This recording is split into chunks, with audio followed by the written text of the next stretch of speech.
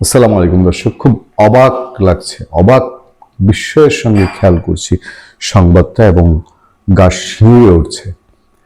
এই অন্তর্বর্তী সরকারের সময় আমরা সলিমপুর গ্রামের নাম কখনো শুনিনি। আওয়ামী লীগ সরকারের সময়, আমরা বিএনপি সরকারের সময় শুনিনি যে বাংলাদেশে এরকম একটা নিষিদ্ধ নগরী আছে। এই নিষিদ্ধ একটি অধ্যায় বাংলাদেশে আছে যেখানে র্যাব গিয়েও, সশস্ত্র র্যাব গিয়েও অপারেশনও তেমন কিছু না, সেখানে গিয়ে তারা দাঁড়াতে পারে না। তাদের একজনকে সেখানে প্রাণ দিতে হয়, দুজনকে জঙ্গলের ভেতরে অপহরণ করে নিয়ে যায়। বাংলাদেশের ভেতরেই হচ্ছে। Is it possible? মব তৈরি করে, মব, ওই যে বলছে না যে মব সরকারকে খেয়ে ফেলেছে, সেই মব তৈরি করে বাংলাদেশের rapid action battalion specialised team পুলিশের তাদের দুই কর্মকর্তাকে তুলে নিয়ে যাওয়া হলো এবং অপারেশনগত অবস্থায় তার আরও সঙ্গী সাথীরা আছেন এবং একজনকে জানে শেষ করে দেওয়া হলো। সেই রহস্যময় নিষিদ্ধ নগরীর কথাটি আমরা গল্পটা শুনি। আপনারা যারা ভিডিও দেখেছেন, সিনেমাকে হার মানাচ্ছে। মনে হয় যে মানে পুলিশের উপর গ্যাং লিডাররা যেভাবে আক্রমণ করে, পুলিশ যেভাবে তারপরে পজিশন নিয়ে চেষ্টা করে নিজেকে বাঁচিয়ে আনার, সেই ভিডিওতে আমরা সেসব চিত্র দেখতে পাচ্ছি। চট্টগ্রামে জঙ্গল সলিমপুরের অভিযানে গিয়ে হামলায় র্যাব কর্মকর্তা নিহত। আপনি চিন্তা করেন কোন জায়গায় গিয়ে দাঁড়িয়েছে। এর আগে ময়মনসিংহে পুলিশের আসামি ছিনতাইয়ের ঘটনা ঘটেছে, উত্তরবঙ্গে ঘটেছে, একাধিক জায়গায় ঘটেছে। পুলিশ, র্যাব, ইলেকশনের আর 20 দিন বাকি, তারা কোথাও অপারেশনে গেলে তাদের উপরে সন্ত্রাসীরা হামলা করে, একটা দুটো অপারেশনে গেলে এরকম ঘটনা আমরা দেখছি। তাহলে ইলেকশনের সময় কি হবে? কিভাবে এই পুলিশ এবং র্যাব আমাদের সবগুলো কেন্দ্রের নিরাপত্তা এবং এই যারা ওত পেয়ে থাকে, আজকে এক সলিমপুর, ইলেকশনের সময় তো সেটা অনেক সলিমপুরে পরিণত হতে পারে। চট্টগ্রামের সীতাকুণ্ডের জঙ্গল সলিমপুরে অস্ত্র উদ্ধার অভিযানে গিয়ে দুর্বৃত্তদের হামলায় এক র্যাব কর্মকর্তা নিহত হয়েছেন।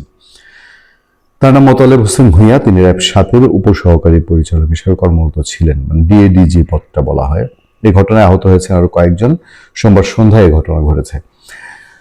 চট্টগ্রাম রেঞ্জের উপমহাপুলিশ পরিদর্শক আহসান হাবিব পলাশ রাত 8টার দিকে বলছেন, সীতাকুণ্ডের জঙ্গল সলিমপুরে অভিযানে গিয়ে র্যাবের ডিএডি পদমর্যাদার এক কর্মকর্তা নিহত হয়েছেন। তবে ঘটনার বিষয়ে 8:30টার দিকে র্যাব 7-এর সহকারী পরিচালক গণমাধ্যম ARM মুজাফফর হোসেন গণমাধ্যমে পাঠানো বিজ্ঞপ্তিতে উল্লেখ করা হয়, জঙ্গল সলিমপুর এলাকায় অভিযান পরিচালনার সময় সন্ত্রাসীদের হামলার শিকার হন র্যাব সদস্যরা। এতে 4 জন গুরুতর আহত হন। এর মধ্যে একজন র্যাব সদস্য নিহত হন চিকিৎসাধীন অবস্থায়। বাকি 3 জন চিকিৎসাধীন রয়েছেন চট্টগ্রাম মেডিকেল কলেজ হসপিটালে। কতটা ডেঞ্জারাস ঘটনা আপনারা চিন্তা করতে পারেন। র্যাব জঙ্গল সলিমপুরে অস্ত্র উদ্ধার অভিযানে গেলে র্যাবের উপর অতর্কিত হামলা চালায় সেখানে থাকা সন্ত্রাসী। তারা এক পর্যায়ে র্যাবের কয়েকজন সদস্যকে ছিনিয়ে নেয়, প্রকাশ্যে চালানো হয় গুলি। আমরা ভিডিওতেও দেখেছি সেগুলো।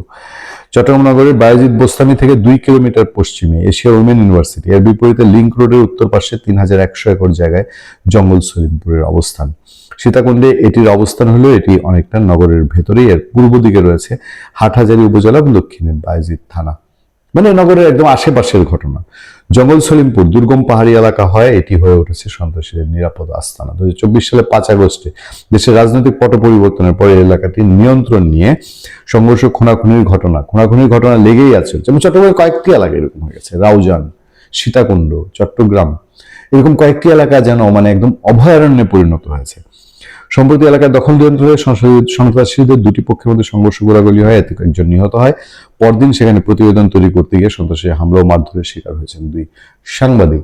তারপরে এরা বাড়তে বাড়তে অনেক জায়গায় বেড়েছিল। আমি পত্রিকার খবর থেকে আর বেশি জানতে চাই না। আমি জানতে চাই এরকম জঙ্গল সলিমপুর কন্ট্রোল করার স্ট্র্যাটেজি সরকার এর আগে থেকে কি নিয়েছিল? তাদের কাছে আগে থেকে খবর ছিল না? তারা কি সেই এফোর্ট দেওয়ার জন্য আমাদের বাহিনীগুলোকে যেটুক রসদ দেওয়া লাগে সেটা দিয়েছে? ভালো থাকবেন, সুস্থ থাকবেন। আপনার সাথে আমি আতিক রহমান, পূর্ণিয়া।